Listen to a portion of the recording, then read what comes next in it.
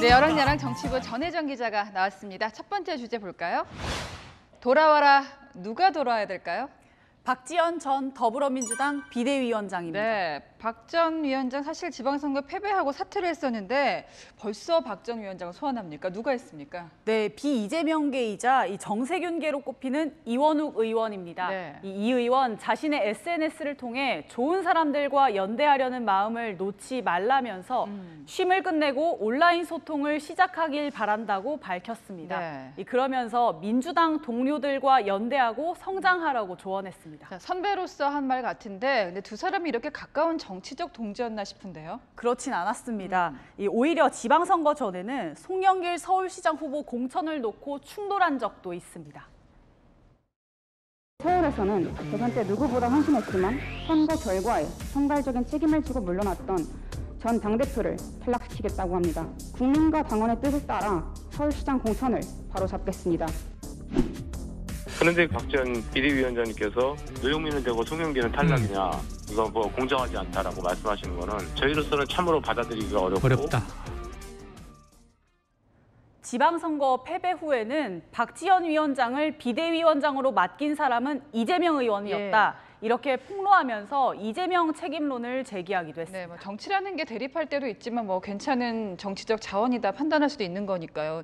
이 러브콜에 응답할지 궁금한데 물론 반대하는 사람들도 있겠죠. 네, 그렇습니다. 이 당내에서는 아직 복귀가 이르다 이런 평가가 적지 않습니다. 이 한 초선 의원은 대선에 패배한 대표가 물러나듯이 지방선거에 패배한 비대위원장도 물러나 있는 것이 맞다면서 이 역할로는 시기상조라고 했는데요. 이 박 전 위원장 지난 6일 지방선거 패배로 사퇴한 뒤 아직까진 침묵하고 있고요. 이 구체적으로 언제 정치 일선에 복귀할지는 정해진 게 없다고 합니다. 네, 자, 두 번째 주제 보겠습니다.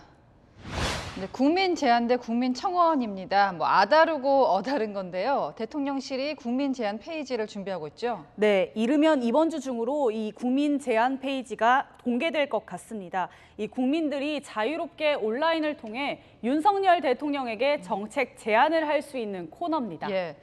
사실 뭐 도어 스태핑이라고 해서 기자들하고 매일 질의응답 이제 받고 있잖아요. 근데 이거 말고 국민들하고 직접 소통하는 창구 이걸 만들겠다는 거 아니겠습니까? 네, 역대 대통령마다 이 국민과의 소통 이걸 어떻게 할지 소통 방식을 고민해 왔는데요.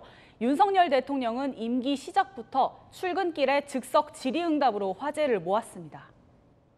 어제 하루 빠졌더니 많이 기다려졌어요?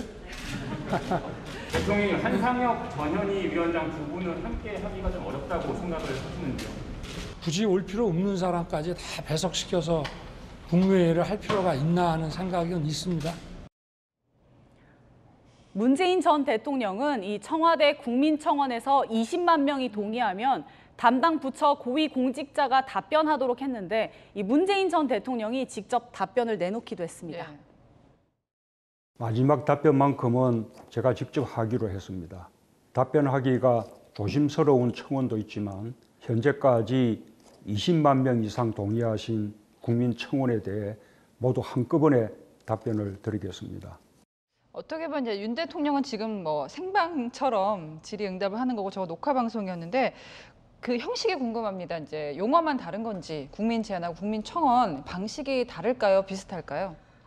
다르게 운영될 것 같습니다. 이 문재인 전 대통령 시절의 국민청원이 그냥 화풀이 창구가 됐다는 부작용이 지적됐는데요. 그렇기 때문에 대통령실은 그런 단점을 보완하는 국민 제안 페이지를 고심 중이고요. 이 장기적으로는 행정안전부와 국민권익위원회 등 여기저기 나눠져 있는 온라인 민원 창구를 하나로 합쳐서 보다 국민들이 편리하게 정책 제안을 할 수 있도록 만들겠다는 방침입니다. 이 국민들의 다양한 의견을 한데 모아서 이 갈등과 혐오를 뛰어넘는 통합의 창구로 만들어지기를 기대합니다. 네, 지금까지 어랑야랑이었습니다.